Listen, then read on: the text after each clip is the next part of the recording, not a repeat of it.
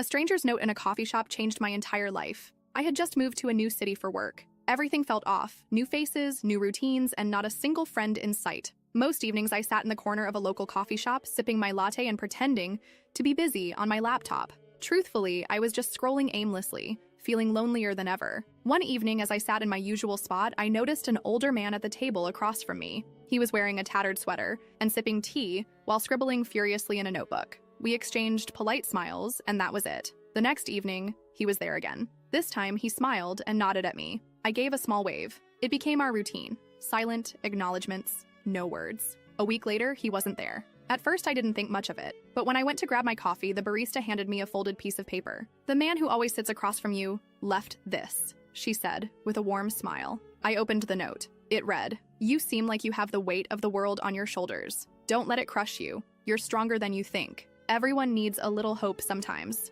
Pay it forward." I don't know why, but I started crying right there in the middle of the cafe. It felt like someone had truly seen me for the first time in weeks. Inspired by his note, I wrote my own message that night and left it on a random table in the cafe. The next day, I saw someone pick it up, read it, and smile. That small act of kindness turned into a ritual for me. Every evening, I'd leave notes on tables, in books, or tucked into sugar packets. Messages like, "You're doing great," or "Keep going, you're closer than you think." Months later, I walked into the coffee shop and saw something that made my heart swell. A young woman was sitting at my usual table, holding one of my notes, with tears in her eyes. That was when I realized the old man didn't just leave me a note. He gave me a purpose.